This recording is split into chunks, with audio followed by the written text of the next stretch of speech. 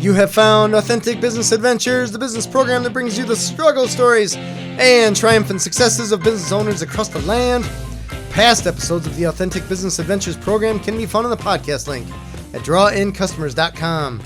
We are coming to you from the Sun Prairie Community Radio Studios, underwritten by Bank of Sun Prairie.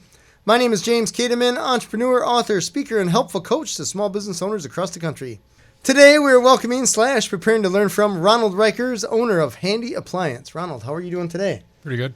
Sweet, sweet. So, Handy Appliance, you guys have been around for what I would consider to be forever. Is that right? We started in 1982. Holy cow. I took over the service department from Handy Implement Company. Okay. Oh, so somebody had asked me, where did the name Handy Appliance come from? Well, what it came from is I had heard commercials, for Handy Andy, for the hardware Hank. And, sure. Handy Andy, but I decided that since Handy Implement Company had been in business for over 50 years and had a big clientele, and they were going to give it up to me. They weren't going to do the service anymore. All right. That I wanted a name that would sound familiar to their customers, so that when I put it in the phone book, people would still be looking for Handleys. Sure. And they see Handy in the appliance section, and so I got all of their customers automatically. In fact, I even got people asking for lawn and garden, and I never did any of that. Oh, really? So that's interesting. That's clever.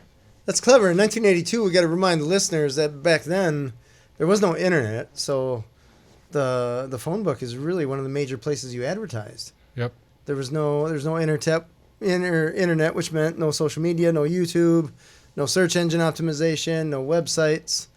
So you had to essentially market by either word of mouth or screaming it on TV, where you had 3-4 channels maybe. Yeah, and I didn't advertise at all on TV. And in the service department, I didn't advertise at all in the newspaper either. It was just mostly referrals from Handy. All right. That they would send their customers to me, and they would look in the phone book and find me under Handy. That's interesting. So Handy, I know of as the lawnmowers and stuff like that. Did they have an appliance division as well? Yes, they started 50 years before I bought them out, and they sold appliances, lawn and garden, hardware, farm machinery. Oh, wow. And they even sold construction equipment for constructing roads. And you sell everything. What do you need?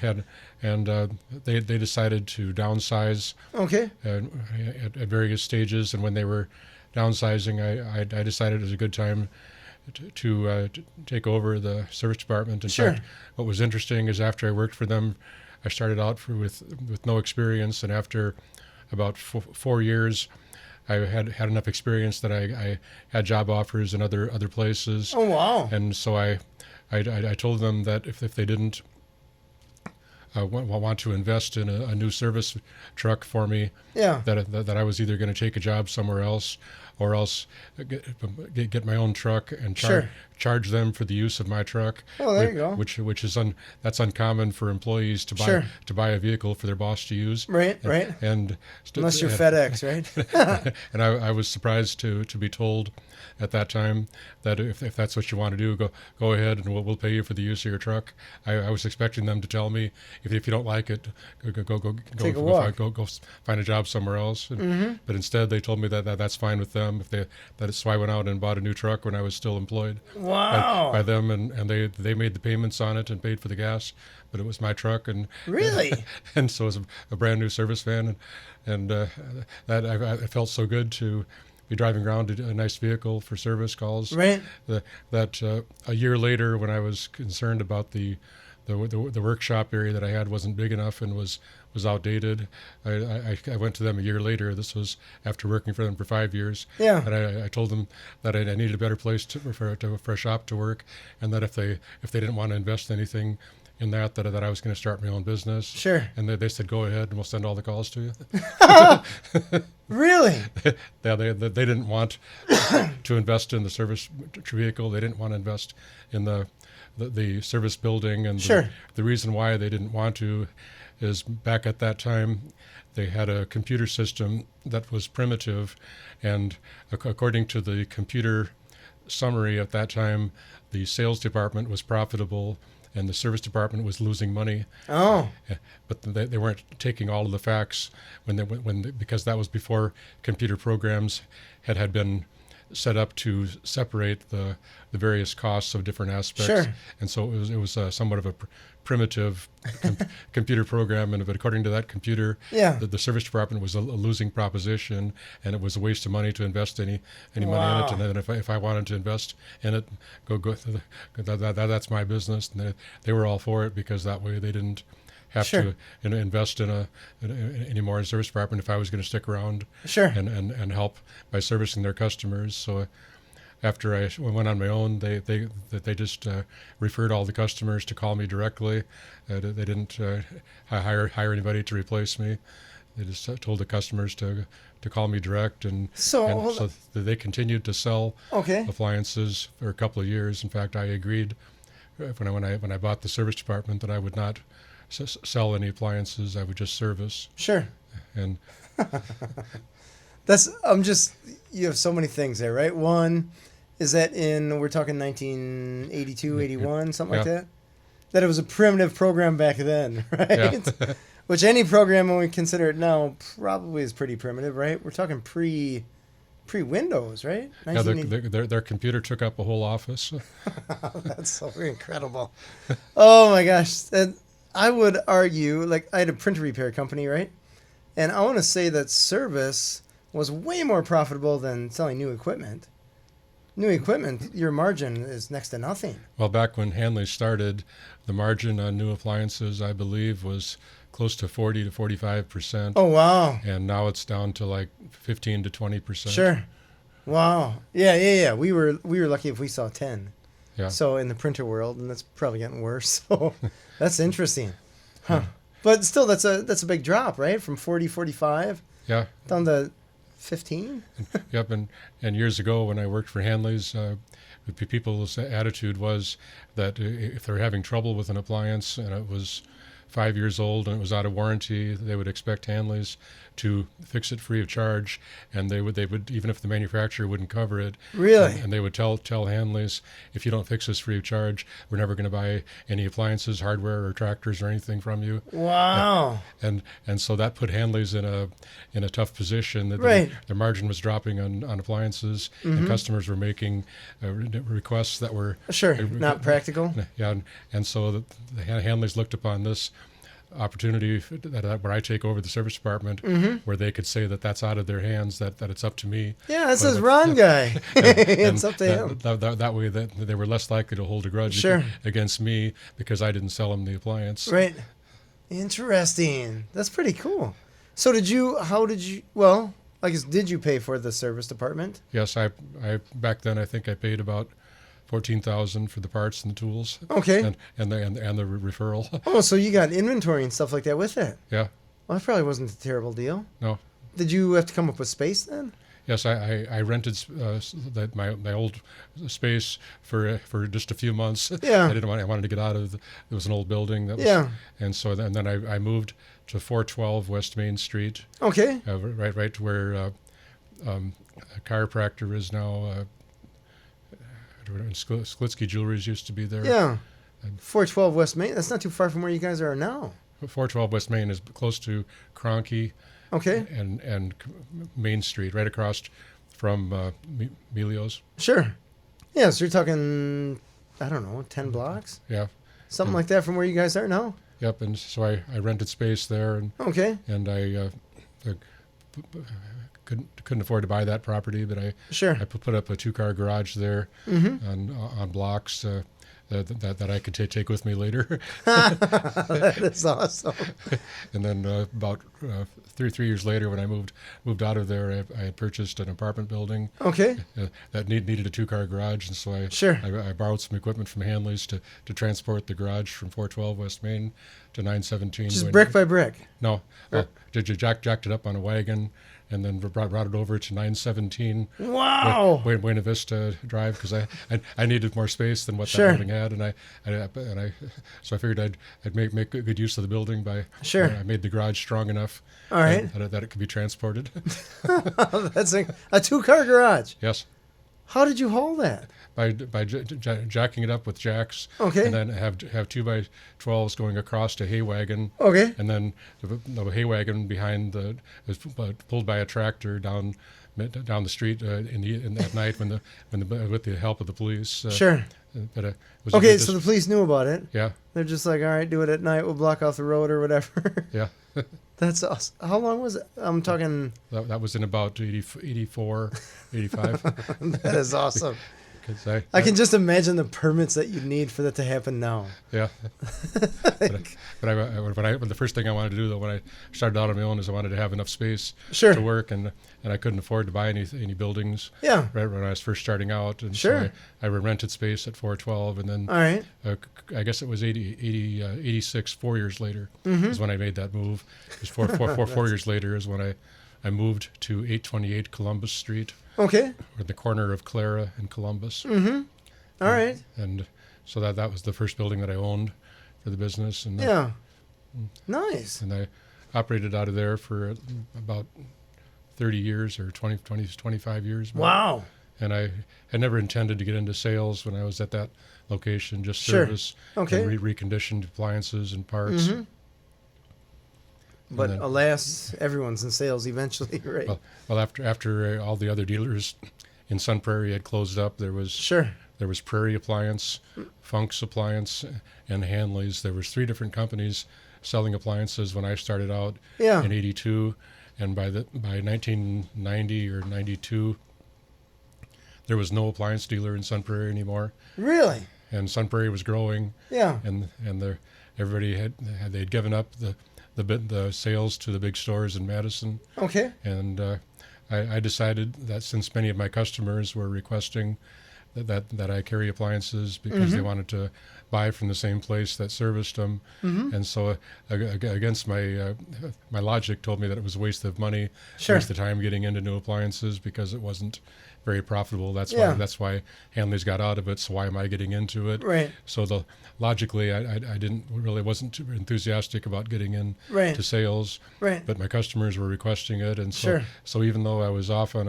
a bad location for retail sales because there's not much retail traffic on Columbus Street there, sales continued to increase because of word of mouth and because people wanted to buy from me because I would service it after I sold it. Sure. That's incredible. So when did you add your first technician? About 2 or 3 years after I started. Okay. And was it tough to find another technician? Yes. Yes.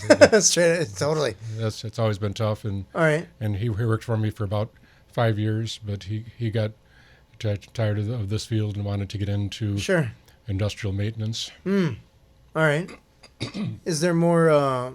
I imagine with industrial maintenance, is there more profit to be had, or just... It's a higher hourly rate Gotcha. than what I was paying him as a service. Sure. But a lot of the same skills that he learned in appliance repair were helpful in maintaining the industrial factory that he got a job at. Okay. Gotcha. That's interesting. So now, I guess, when did you move to the place that you're at now? 10 years ago. Okay. I knew you'd been there a while, but I couldn't place how long. Okay. Yes. And why did you decide to go over there? Because in 2009, when the real estate market wasn't very good, and an opportunity came up to buy this building at a good price. Sure, right on Main Street. And I'd always wanted to be on move to Main Street after sales had started picking up. I knew I should move to Main Street. Right. But every time I did the numbers, it wasn't worth it. Right. But I decided at this point in time that it was worth the chance because. I figured that the real estate market would improve. That if it didn't work out for me on Main Street, that I could always resell it after the market picked back up. Very true. So I, as long as I bought it at a good price, I figured I would take the chance. And, and the first year at the new location, business was up like 25%. Wow. Because many people who had never called for service didn't know that I existed when I was on Columbus Street. That's incredible. Just by location alone, just by having a sign. Yeah. Wow. There's something to be said for putting up a sign, huh? Yep. And I knew many years before that business would be higher on Main Street than it was on Columbus Street. Sure. but my mathematical formula indicated that it would not be enough profit to justify going into debt because I bought the place on Columbus Street for about $67,000. Okay. And when I checked on Main Street, they wanted $500,000 to $600,000. A little different, little different payment for that. Yeah.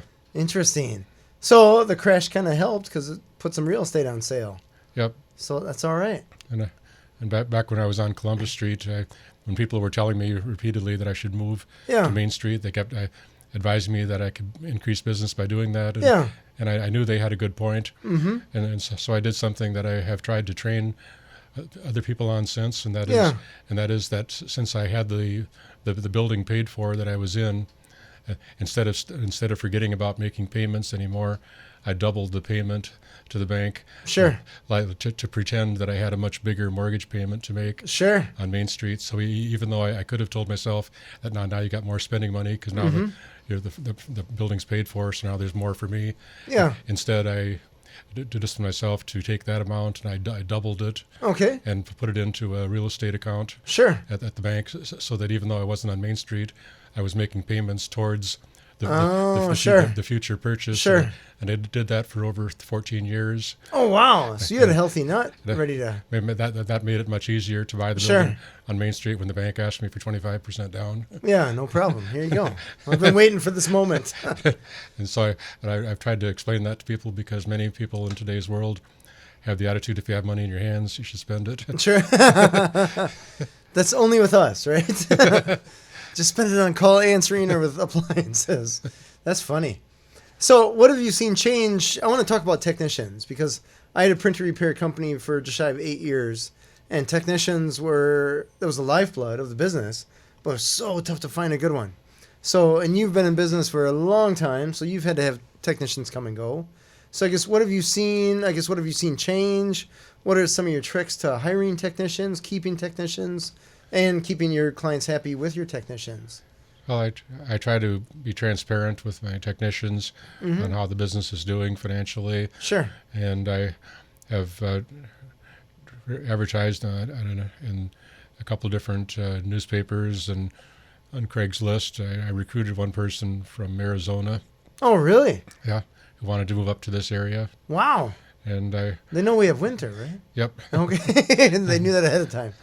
And I've some of my technicians have been referred to come to me, and oh, really? Yeah, by their friends. And okay. And one way that I recruited one technician was the city of Sun Prairie had a recycling center on South Bird Street, and a guy walked in there. That was from Costa Rica. Okay. And he was wondering where he could get a job doing refrigeration work around Sun Prairie, and the Sun Prairie gave him my name, and he had 20 years experience in refrigeration, running his own business. Wow! And he was looking for somebody that could hire him. He didn't speak real good English. Sure. And I was open to him working for me, and he was a very hard worker and dependable, and so he worked for me for over 14 years. And wow! And I just hired another person. Okay. Who I recruited by. He came in looking to fix his dryer himself instead of it paying for a service call. So I coached him through it, and I explained in detail all the tests he needed to do. Yeah. And he came back a week later to thank me that it worked good, and he asked how to get into that field. So I told him you can start right here. Get a job here. That's awesome. So he's working for me now, and oh, very cool. How many technicians do you guys have now? It's a handful, I imagine. About 6. Okay. Yeah, that's a healthy. And is that the highest it's been, or is it kind of fluctuate? Okay. It was up to 5 or 6 about 5 years ago, and then I had one guy move and 2 guys retire all in the same year. And that hurt business. I had to start turning away business for a while. Not ideal. No, it was hard to do after building up the business and then saying, no, I can't handle it. Right. That's the marketing and everything's working. We just don't have the people. So at that point, I was trying to decide whether or not I could be successful at hiring more technicians, but Sure. I was determined to find some people, and Right. I did, and I worked long hours trying to keep up for a while, and Sure. I'm trying to cut back my hours a little bit now. Right. Well, you've been going for quite a while, so that's cool. So, are you out in the field? Yes, I still do some service calls. Do you really? Not a lot. Usually just the challenging ones. Sure. That's what I found myself doing the last few years of my business. It was just the ones that nobody could figure out, and like, all right, we gotta get elbow deep into a machine and fix it, because that's what you do. One slogan that I used on my trucks for a while that I think helps kind of summarize it is that when we are called to fix an appliance, we don't just go out and change parts. We have to investigate and figure out what the cause of the problem is. If there's anything else that was damaged besides the obvious damage, Sure. and assess the whole situation. Right. So it's there's more to it than just putting parts in, or Right. And but they have to look at the overall situation. Yeah. So in order to make that clear to my technicians and to my customers, I had a slogan on the side of the truck: "Appliance Detective." Oh, nice. Yeah, because in the end, it's the diagnostics that's the hard part. Swapping pieces shouldn't be a big deal at all. No. I mean, there may be sometimes when you wish that you had smaller hands to fit in some places, but for the most part, it's the diagnostics. I found when I was a mechanic, that was the same thing. Anybody can change a part. But what I found kind of troubling though is that as appliances have become more electronic, Yeah. the diagnostic procedure has become not only more complex, but it's incomplete. Oh. That even in the manufacturer's service manuals, Sure. there's numerous cases where the manufacturer will tell us to put this part in, and if that doesn't fix it, put this part in. I remember manuals like that. Yeah. Where you're trying to figure out, like, well, I don't want to just throw money at this thing, because they're asking you to replace it. They're asking you to replace circuit boards or something like that. It could be hundreds of dollars. Yeah, because the testing procedure to find out Yeah. if some of these circuit boards is good or bad, Just replace it. It's a very long, complex procedure so that the manufacturers don't want to share with us sometimes, either because it's too complicated or because they don't even know what the procedure is. And what I discovered, what my newest tech discovered, I'm not as up to date on the internet as other people are. Sure. One of my newest techs went on Facebook about a problem that he saw on a washing machine. Yeah. And one of my guys had diagnosed that the control board was bad on the washer. It was 4 years old. Yeah. And the control board was $280, and the total bill was going to run the customer like $400, and it was only about a $450 washer for 4 years old. Sure. But he hated to see that washer get thrown away. Yeah. But that's what we're supposed to do because the manufacturer says you got to put the new board in. Yeah. He found out that circuit board has a weak spot in a certain capacitor. Okay. And he was able to find a place to order the capacitor online that the manufacturer didn't approve of. Sure. But the capacitor costs $2. I was just going to say a capacitor is next to nothing, right? Yeah. You just got to be good with the soldering gun. And so he ended up repairing the circuit board, and we're testing it now to see if it's going to hold up as well as a new circuit board would have held up. And because when I started this business, I would say that 9 times out of 10, if we were called out to fix an appliance, we fixed it, and maybe 1 out of 10 times it was going to be too expensive, and they bought a new one. But now it seems like it's closer to we only fix about 7 out of every 10 appliances that we look at. Okay. The other 3 are going to cost more than what the customer wants to pay. Sure. Because the cost of parts and labor has gone up at a higher speed than the cost of new products has. Sure. And so the industry has become more and more throwaway to the point that manufacturers now are telling us that if somebody buys a brand new dehumidifier from me in April and it breaks down in July, I'm not supposed to fix it. I'm supposed to give them a new one. Really? Even if it's a wire broke, it's 3 months old, that they don't want to pay me to tear that dehumidifier down. You're kidding. Because it costs, with what we charge for the service call and the parts and the liability, they're better off just giving the customer a new dehumidifier. Wow. And it's better for customer relations, but it's not good for our environment. No. And terrible. It's a lot of metal and just electronics and all that kind of stuff just piling up. And that we're pretty soon we might be heading that direction on microwaves. And And now they're coming out with new refrigeration. Now that requires another $2,000 in equipment to service, besides the tools that we have already for each technician. It's just computers or programs, or what is it? No, it's a new type of refrigerant that's less harmful to the environment. Okay. And I hope it's been tested well enough that it's going to be a halfway reliable refrigerant. Sure. But some type of ammonia stuff, or just okay. And so we're being required to switch to that now, and sure, that's going to increase the cost of servicing refrigeration, right, to the point that there's a lot of refrigerator problems are going to be too costly to fix. Sure. As it is now, when customers have a compressor go out on a refrigerator, it normally costs between $600 to $800 to put a compressor in a refrigerator, and a lot of you can get a basic refrigerator for less than that. Sure. But even a nicer refrigerator, if it's a $2,000 refrigerator and it's less than 5 years old, maybe. But if it's over 10 years old, nobody's going to want to stick that kind of money into repairs. And right.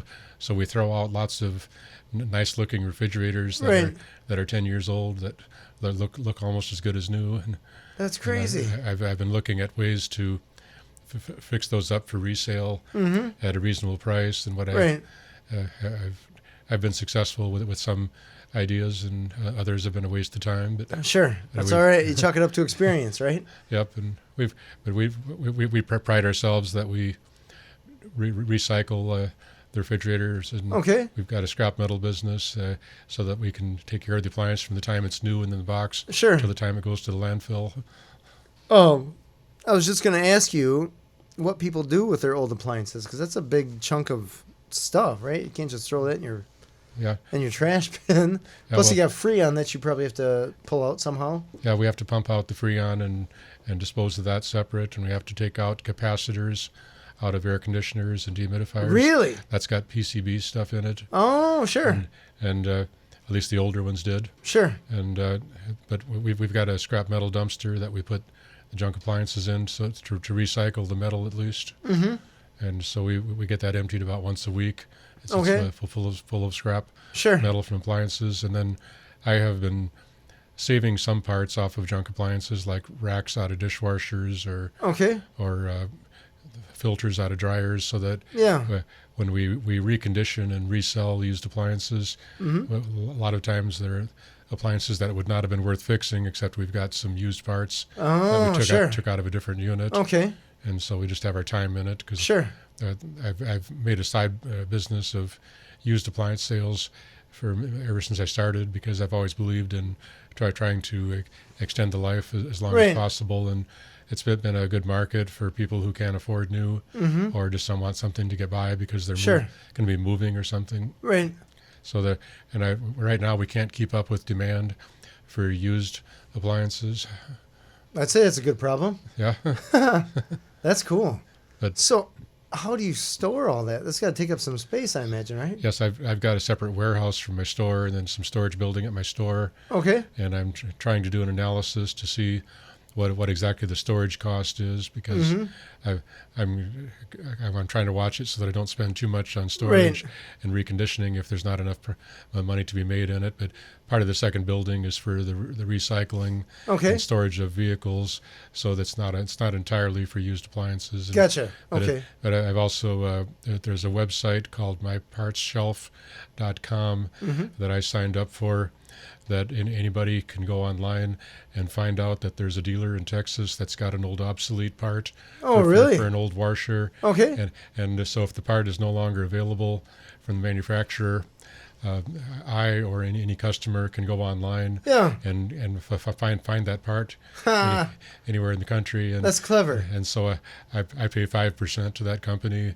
if they sell a part for me to somebody across the country. But it's totally worth it. I've bought out about 3 other companies that went out of business, so I've got you have their inventory of oversupply of parts for older appliances. Sure. And I'm trying to keep it organized enough on that website. But there's going to come a point that I'm going to have to throw away a lot of those parts. But I've sold a lot of the parts, but now I need to do a filtering process. Sure.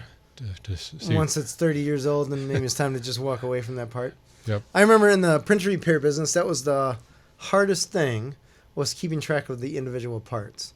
Yep. Whether from inventory standpoint or figuring out what you paid for that part at what time, because parts were changing prices and stuff like that. So you had to figure out, okay, at what point did I purchase this part, to figure out what its value was to us then versus what can we charge for it now. Or if we, just when we sold, right, getting rid of that and all that kind of stuff. It was a huge pain. Mm-hmm. And there's parts that are so similar, but they're just a little bit different. So it's a different part, and just keeping track of all that and keeping it in inventory, right? That's a huge expense. Yeah, there's a simple program that one of my employees set up that we've got certain boxes that have certain parts in a certain building. So when we've got the part number and the location all on a computer program, we can just punch into our computer, and I can find out whether or not we have it in stock at the old warehouse or in the main store. If it's a fast-moving part, it's in the main store. But we've got all the brands are all under one program. And so that's how whenever we want to order a part, we always check our inventory first. Interesting. And that took a lot of time to set up. Well, I bet it took forever. And we're trying to keep it up to date. But it's nice when we can make use of parts that have been sitting around for a while. So I've done, I guess I've fixed a couple appliances. And the few times that I have, it seems like when I would look for a part, there'd be multiple brands that were represented by a given model of machine. So is this, let's say, for example, I don't know, I probably had a Kenmore, which I don't know if Kenmore actually ever made their stuff or they just badged it. They just put their name on it. Most of the Kenmore products are made by Whirlpool, but now most of them are being made by LG because the contract ran out between Whirlpool and really? Kenmore, Okay. At least on most of their products. So I guess the question is, how many appliance manufacturers are there? Is there just a handful now, and just a ton of names? Yeah, there's lots of names under each manufacturer, but in the U.S. there's General Electric, Whirlpool, Frigidaire. And is Bosch still a thing? They're a small company that. Okay. They're and there's some European companies. That in Korea there's LG and Samsung. That have taken over a good share of the market in the U.S. here. And Haier is part of GE now, and Fisher Paykel is part of GE, and Maytag and KitchenAid are all part of Whirlpool, and Hotpoint is part of GE. So they just essentially get bought or acquired by the other companies, and the name is kept, but in the end it's just a similar model, just with a different logo stuck on it. So it's interesting because I'm looking at, I guess the one recently that I met you with, I was looking at a fan for a freezer. I don't even remember what brand that freezer is. I think it was Frigidaire. Maybe. I don't remember. But I was thinking, this is just a little electric motor, right? And whoever the manufacturer was, they had to pull the electric motor off a shelf somewhere. So it seems like they would be similar. So it was interesting, just, I don't know, just like with any vertical, businesses just seem to buy each other. And even though we still know multiple brand names, there's only a handful of real brand names out there. Yep, and I find it interesting in the parts business that sometimes the parts prices are unreasonable. And the parts distributors that are authorized for various brands are under contract that they cannot share with me or with anybody that there's a generic substitute for half the price. Really? That's if they get caught by a manufacturer representative sharing that information with me or with customers, they can lose their franchise. Interesting. So they have a choice. Do you want to be an authorized carrier of our parts, or do you want to just be stuck with the generic parts only? And they wanted to carry both. But they were told no, it's either one or the other. Oh, interesting. So you mentioned that there's some wholesalers, I guess, for parts. So how does that work with, if I want to get a Whirlpool part or a Frigidaire part or something like that, or let's say if you want to get one of those parts, you don't go through Frigidaire or Whirlpool? Well, most of the time I do, yes. Okay. But there's also some wholesale distributors, it sounds like. Yeah, there are, and there's not very many of them left. Most of them have been bought out by some bigger companies. But there are a few out there, and the other thing that computers have helped with is many times there's parts that are interchangeable between different brands. Okay. And so if the price from Whirlpool is this price, and that you can get the same part from Frigidaire for a different price. Sure. But Whirlpool is not going to tell you that Frigidaire will fit in theirs. Right.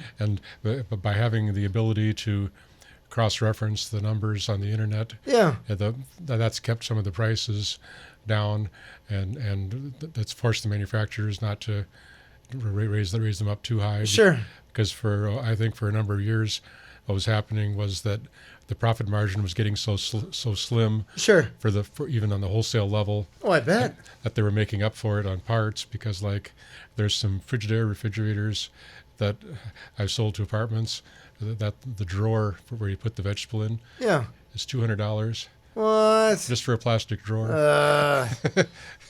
That's crazy. You know, it didn't cost that much to make it. No, probably costs a couple bucks at best, right? But there's nobody that makes a generic drawer that will fit it. Sure. So your choice is either to take some glue and fix up your old one, or pay $200. Right. Oh, that's crazy. So I've salvaged some drawers out of some used ones, but I'm trying to keep them all straight. Right. Well, I bet that's just, it takes a lot of space, the inventory time, and just keeping track of where it is. Yeah. You got a warehouse full of parts. You're like, I know there's a drawer in here somewhere. I just got to find it. That is interesting. Oh my gosh, that's got to take forever. So I guess there's sometimes when you think about that, you're like, $200 drawer, maybe it's not the end of the world. But I suppose if it's on a $400 refrigerator, that seems like a stretch. Yeah. Interesting. So you guys sell appliances. What percentage would you say is new sales, or just appliance sales, whether it's used or new, versus repair? Is it 50-50? Or? Yeah, dollar-wise, half of our business is new appliance sales, and half of it is used or service. Okay. So I also want to ask you, do you guys get into internet sales of appliances? Yeah, we're getting into it a little bit through our website. All right. But I imagine that's still local, because the shipping cost has got to be cost prohibitive, unless you're drop shipping from it's most Whirlpool. of the people that have contacted us on the internet were people that were too busy to come into the store. Sure. And they did their research, and they just wanted to buy local where they could get service. All right. And as long as our price is within reason, they would tell us to go ahead and bring it out. Sure.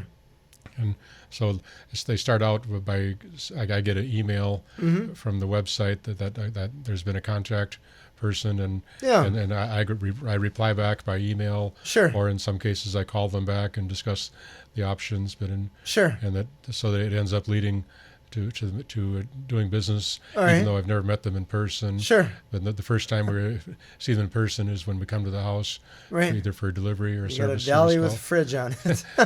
And some people have contacted us for service that way too, and because again they didn't go to the Yellow Pages, they went on the internet. Sure. And looked for somebody that would service it, and so. I've been a little slow at the internet compared to some of my employees. That's fair. There's, if business is going well, and I imagine, I guess from my experience, there's certain things that people will just look up a number and call, and typically those things are what I would consider to be emergencies. Not like I have a bus on top of me emergency, but a freezer broken or something like that, where it's timely, or you got to get it fixed, or you have to find a place to put all the stuff that was in that freezer awfully fast that's cold, or you have to throw away a lot of food, that it's going to be like, hey, I don't want to just fill out some online form. I want to just solve this problem, and usually a phone call is fast. Or faster, right? Nobody texts 911. Well, at least I hope they don't text 911. I hope they actually call. Yeah. This is a real emergency.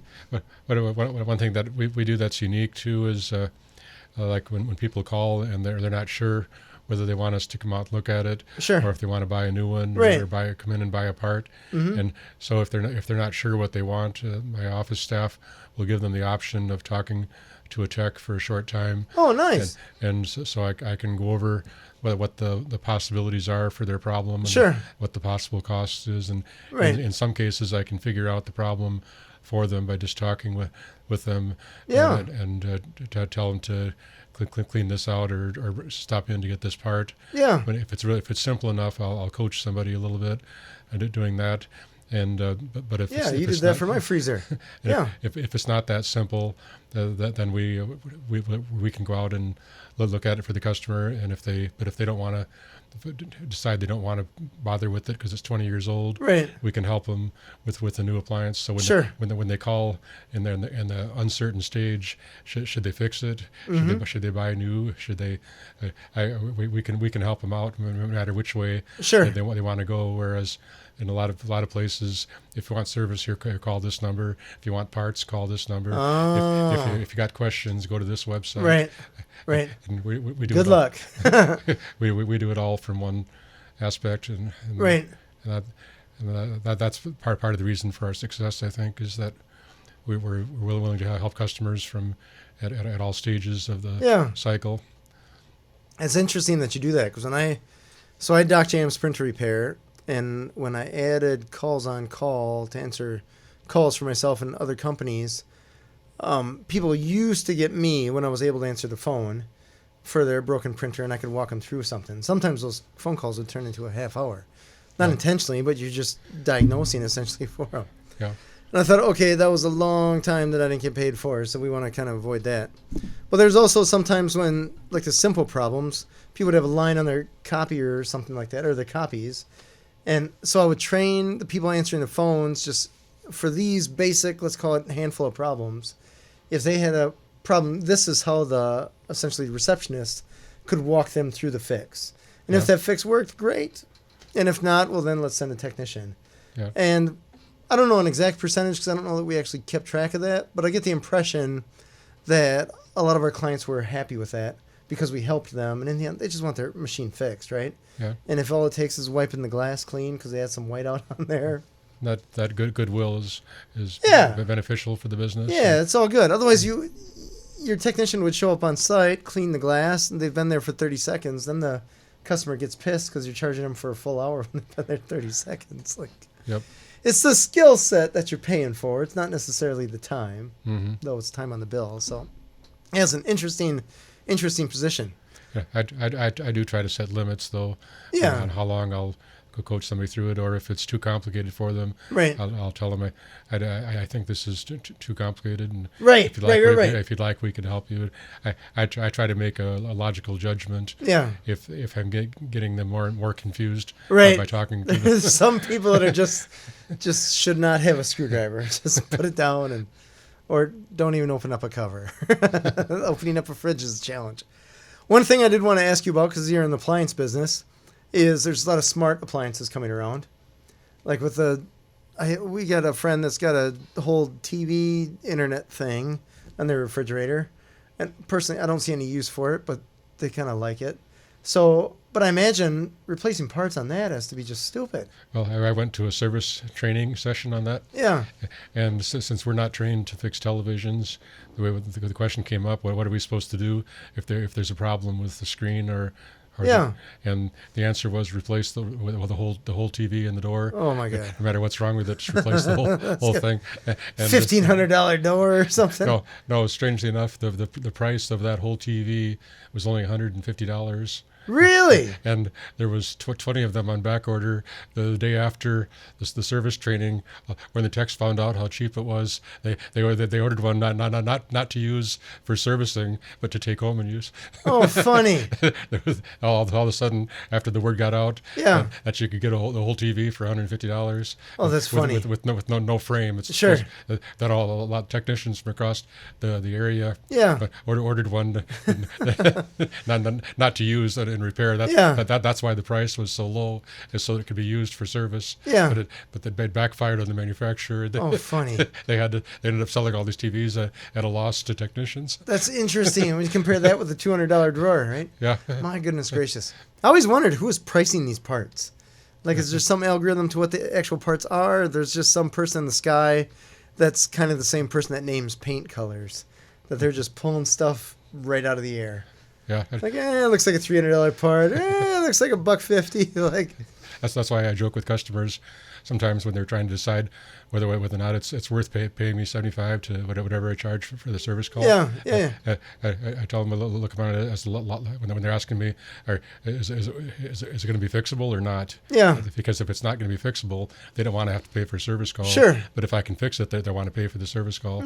So I tell them, well, think of it as a lottery ticket. I'll sell you a lottery ticket today, and if it pays off, we'll fix the appliance. Yeah. If it doesn't pay off, then it was a waste of money. Yeah, in the end, you don't know. You have to diagnose. And my point to the customers is that you have to pay for the right to look at the lottery ticket, right, or to get the answer. Yes. Whether it's the answer you want or not the answer you want. Yeah. And that's a hard thing for people to accept, because many people have the attitude that if you go out to look at their appliance and you don't fix it, then get out of here. I'm not paying you a dime. You didn't fix it. Yeah, I don't treat your doctor that way. See how that works. That's So, I ran into that too, and I'm like, you're paying for the intelligence and the training that we have, right? And if the intelligence and training that we have, once we get your machine apart, we realize that, hey, it's going to need these parts that cost this much. It doesn't make sense to fix it. That does not mean that we worked for free. That just means that you now have information, that you're more educated to make a better decision. But I've found over the years that instead to try to reduce the number of arguments about the charges for a diagnosis, I try to put it into a joke form of a lottery ticket. It's a lottery ticket, man. Sure. Right. So you never know. Right? There's also, I guess there's a lot of other factors there, right? Like there's the environmental factor that you mentioned. Yeah. Right? Like if you buy new, well, now this thing essentially ends up in a landfill or parted out, recycled, hopefully, but there's a lot of stuff that just won't be. Something's going in the landfill. Yeah. Well, there's a lot of appliances going in the landfill. And insulation, stuff like that. It's going in there. And on the other hand, it's an older machine, you get something new, but then on the other hand, you have to take the time to figure out what machine you're going to get new. So there's a lot of factors, and someone like me, I would prefer to fix for the environmental aspect and I don't have to deal with it. I don't want to have to spend my time shopping for a refrigerator. I just want my food kept cold. So just fix it. But you chose to take a risk on yours after you cleaned it out. So mine, after talking to you, because just to put some perspective for the listeners here, I came downstairs to our basement freezer, and it was clearly not freezing on the top, but it was frozen on the bottom. Like there was a ton of ice on the bottom. And my kid had left the door open when he went to get a popsicle, I think a year ago, something like that. And our solution was just to shut the door, and then everything was fine. What we didn't realize is that when he left the door open, stuff melted, and that filled up the drain tube. When we shut the door, it then froze everything, including the liquid that was in that drain tube. So the drain tube couldn't drain, and so just over the course of the year, anytime this thing would go through a defrost cycle or something like that, it would just build up ice. And so I went into Handy Appliance, and I'm like, hey, we're looking for this fan, because I saw the compressor was running, but the fan was not running. So I'm like, oh, it needs a fan. No big deal. It's just a fan motor, common, right? They fail. So at least in the printer world, they failed. So I thought, no big deal, just get a fan. And then you told me, hey, if there's ice, just check it out. So lo and behold, I took it apart, which wasn't a big deal. I think it was 6 screws, something like that, to pop the cover off. And there was so much ice. So much ice. Just, an insane amount of ice, which was a freezer, but it was ice in places that shouldn't have ice. It was interesting, the food that we found that was packed in that. I felt like we were going back in time in the ice age, like digging through an iceberg, and we found a dinosaur or something like that. Like, oh yeah, I remember this half pack of hot dogs, right? Anyways, we fixed it. It took some time just to get rid of that ice, chisel it away, hairdryer, hot water. Anyways, it took no parts. But the only thing I could think is there's a technician that has to do this somewhere, and that technician has to be just grossed out. Because we had a lot of meat in there, and so there's blood and all this kind of stuff. That it looked like a crime scene when we were dinking around with it. So I imagine it takes some time. But it was totally worth it. Yep. Yeah, they really helped. So sometimes in situations like yours, what I'll do is I'll go out and diagnose it, and then rather than charging the customer for 2 hours of defrosting time, I'll bring over a used freezer. Oh, really? Stick in their garage. Sure. put in whatever's salvageable in the freezer, and just shut it off and let it melt on its own. Oh, there you go. And then they can clean it up. Sure. And then we can stop back and inspect it. All right. And that way we don't spend much time on it. Oh, nice. Yeah, instead of having to fight with it. Yep. Because in the end, I suppose we could have moved stuff outside. It was cold enough, and just waited. But I'm not the kind of guy to wait. So I just want something fixed now. So yeah. Plus, it gave my father-in-law and I something to do the weekend they happened to be in town. So it was all good. We fixed it. So thank you very much. That helped, and we got it figured out. So we don't have a ton of time left here, Ron. Tell me what's in store for the future of Handy Appliance. Well, I hope that we can continue serving Sun Prairie for a number of years yet. I'm hoping that some of my employees can take over some of the duties as I get closer to retirement. But I don't plan on getting out of the business totally for a number of years yet. But I hope to reduce my responsibilities in it. Sure. It sounds like you're liking what you're doing. The community really likes you, and you're doing a good job. So why quit now, right? Yeah. My wife wants me to slow down, though. That's fair. Do you see yourself moving the business location anytime soon, or do you think you're happy where you're at? I'm happy where I'm at. All right. And I know that I could be bigger if I'd move into a newer part of town. Sure. But I'm not willing to go deeper into debt for that. Right. No, that's fair. That's fair. Oh, no, I like the place that you guys at. Just as a reminder, what is the address of your location? 929 West Main Street. Okay. Right across from the old Main Shopping Center. Sure. And then you guys have a website, you said, right? Yep. handyappliancesunprairie.com. Okay. Because there's another Handy Appliance in Pennsylvania. Oh, really? All right. So what's the website again? handyappliancesunprairie.com. Gotcha. handyappliancesunprairie.com. This has been awesome. Well, Ronald, thank you for stopping by. This is good. I love talking with business owners that have been around for decades, because you guys always have the coolest stories about how you got started. This is so cool. The whole Handy Appliance, just the name, that's genius. Thanks. I've enjoyed it, and enjoy being a part of the community. Yeah. I tell you, Sun Prairie's growing, so it's a good place to be part of. This is awesome. Thank you for being on the show. This has been Authentic Business Adventures, the business program that brings you the struggles, stories, and triumphant successes of business owners across the land. Coming to you from the Sun Prairie Community Studios, underwritten by Bank of Sun Prairie. If you're listening to this on the web, please like, subscribe, and share. My name is James Kateman, and Authentic Business Adventures is brought to you by Calls on Call, offering call answering and receptionist services for small businesses across the country. On the web at callsoncall.com. As well as Draw In Customers Business Coaching, offering business coaching services for entrepreneurs in all stages of their business. On the web at drawincustomers.com. And of course, The Bold Business Book, a book for the entrepreneur in all of us, available on Amazon and wherever fine books are sold. We'd like to thank you, our wonderful listeners, as well as our wonderful guest, Ronald Reichers, owner of Handy Appliance. Ronald, tell us that website one more time. handyappliancesunprairie.com. Awesome. And then do you have a phone number? 608-837-7550. Nice. That's old 837 number. It's authentic Sun Prairie there. I love it.